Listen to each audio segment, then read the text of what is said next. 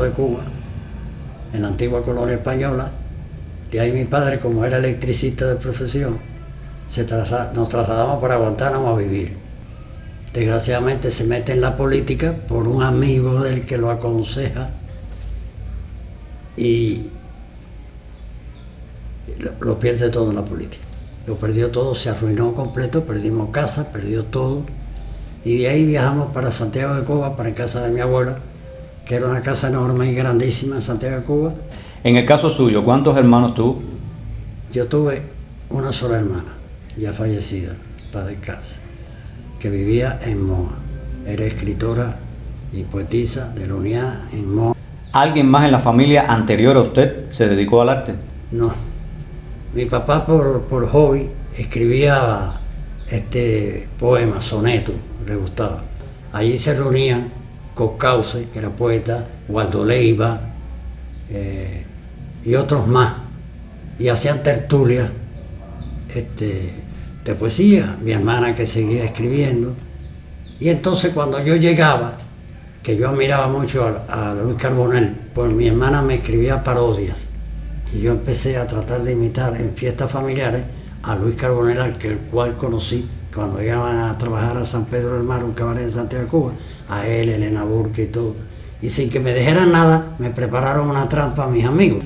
O sea, y yo salgo a escena y recito una parodia de mi hermana que se llamaba Bretera Yo. Y cuando terminé, él me llamó aparte, para mí fue algo que dice, quiero que por favor, nosotros paramos en el Casa Grande, quiero que me lleves una copia de esa parodia. Me dio muchos consejos, me dijo, nunca trates de imitar a nadie, trata tú de ser tú, de crear tu propio sello. Digo, no, a mí me gusta ser actor, yo quisiera ser actor, y dice, entonces enfócate en eso.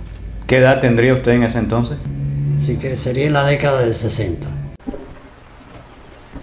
¿Qué trabajadora?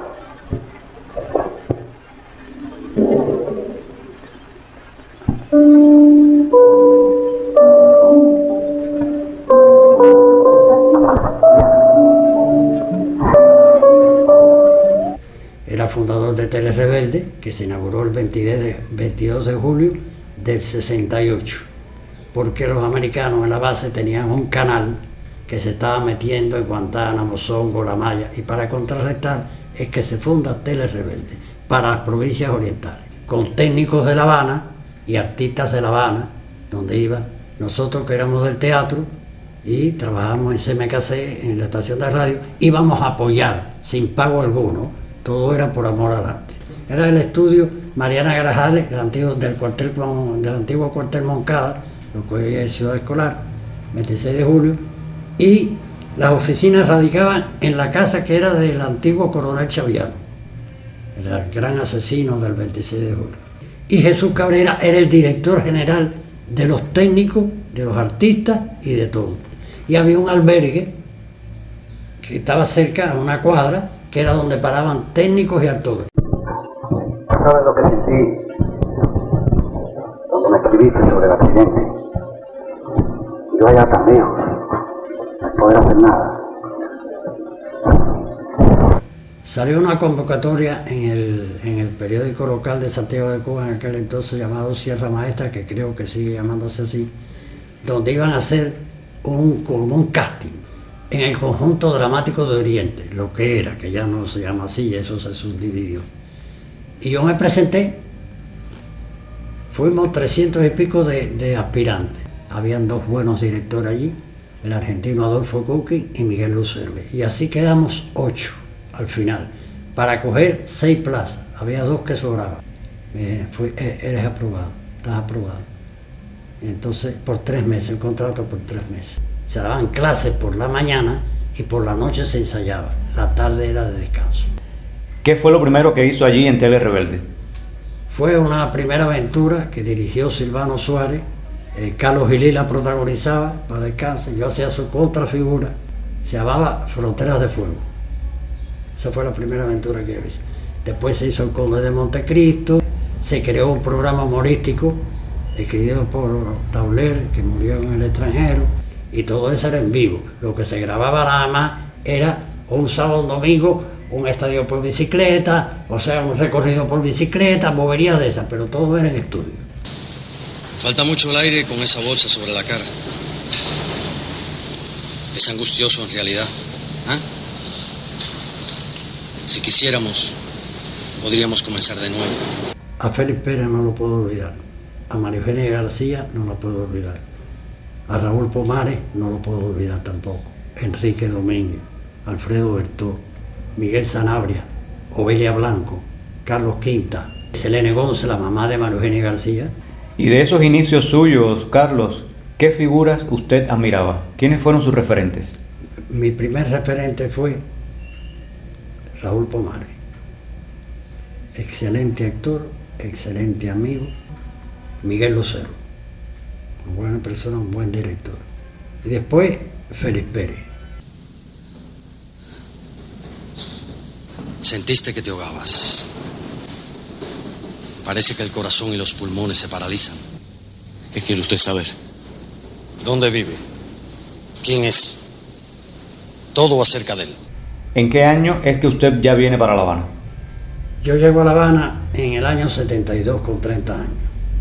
Ya Tele Rebelde me quedaba, como así se decía, chiquito, porque allí no se hacían doblajes, allí no se hacía películas. Y entonces yo hice 14 extras antes de que me dieran un primer papel, porque no creían en mí. Y no me empataba con Silvano Suárez, ni con Sanabria, ni con nada, no me empataba. Pues yo vivía, como dicen eso, tú vives en el monte, tú vives en Arroyo Naranjo, eso es campo. ¿Siempre vivió aquí en Arroyo Naranjo? Siempre viví aquí, desde que llegué aquí. ¿Y cuál fue ese primer papel ya que pudo hacer estando aquí en La Habana?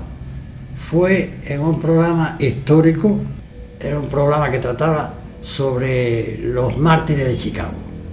Ya después de ese personaje, ¿qué otros vienen a su memoria? Trabajé en última versión que se hizo del Conde de Montecristo, que dirigió Miguel Sanabria. Después se hizo otra versión del Conde de Montecristo, donde yo hacía el criado que hablaba por señas, hablaba con los ojos de Blaín.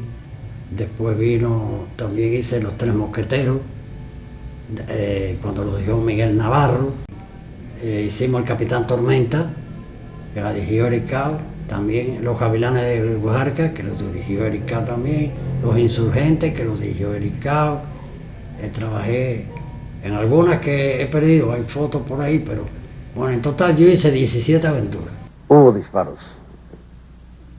¿Quiénes lo hicieron? Un estudiante ¿Lo detuvieron? se perdió, pero logramos atrapar a 2 que iban con él.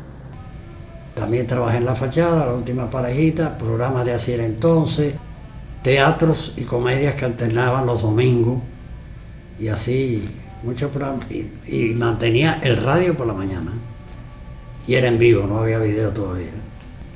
Y trabajé con Raúl Pérez Sánchez, no se me puede olvidar eso, que fue el que dirigió, hicimos un serial que se llamó Lengua de Pájaro en Nicaro y Moa, y el anterior, El Viejo Espigón. Que sitúen un carro en cada esquina.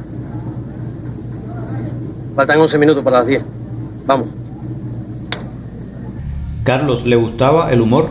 Paulina Cuadra, de Santiago de Cuba también, que fue directora, y me dijo, tú eres un actor versátil, tú sirves para el humor.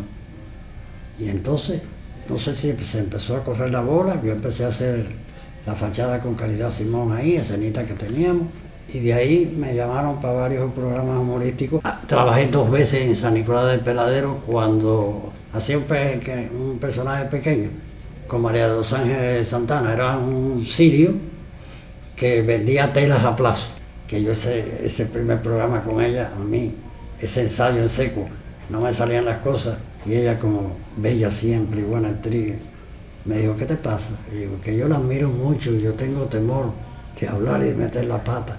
Y me dijo, no, vamos para afuera un momentito. Y eso más o menos lo recuerdo. Veme como tu compañera de trabajo, como una actriz con la cual tú tienes un diálogo.